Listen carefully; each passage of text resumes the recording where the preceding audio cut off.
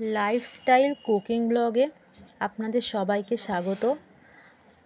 আমি আজকে আলু দিয়ে দেশি হাঁসের ডিমের কষা নিয়ে এসেছি। তো চলুন আপনারা দেখতে থাকুন আমি কিভাবে বানাই। এখানে আমি মিক্সি জারের মধ্যে আদা, রসুন, পেঁয়াজ, কাঁচা লঙ্কা নিয়ে নিয়েছি পেস্ট করার জন্য। ওইদিকে আমি কড়াইয়ে কিছুটা সর্ষের তেল দিয়ে দিলাম। ফোড়নে এখন জিরে আর তেজপাতা দিয়ে দেব।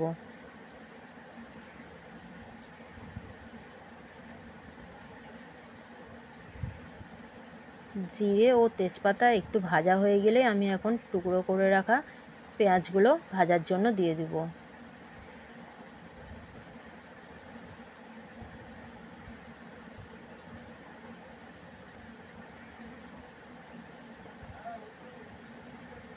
কিছুক্ষণ নাড়াচাড়া করে লাল করে ভেজে নেওয়ার পর এখন আমি পেস্ট করে রাখা মশলাটা ঢেলে দিলাম।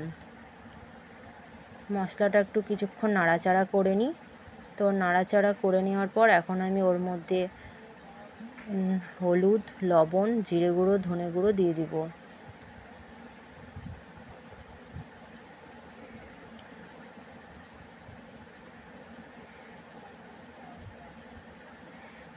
এখন একটু নাড়াচাড়া করে নিই।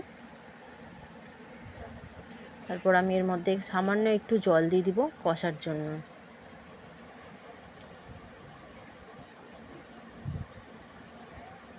আর ভেজে রাখা আলু আর ডিম দিয়ে দিলাম।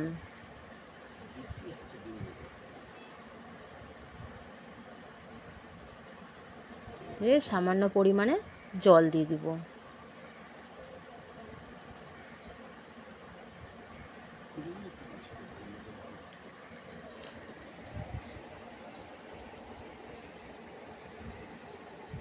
এখন ওগুলো একটু ফুটতে থাকুক। তো ফুটে গেছে, তো এখন আমি গরম মশলা দিয়ে দিলাম, ঢাকা দিয়ে দিলাম। তো এই রান্নাটা আপনারা অবশ্যই বাড়িতে বানিয়ে খেয়ে দেখবেন, নিশ্চয়ই ভালো লাগবে এই আলু ডিমের কষার রেসিপিটা। ভালো লাগলে অবশ্যই লাইক ও সাবস্ক্রাইব করে দেবেন, আমার পাশে থাকবেন। ধন্যবাদ।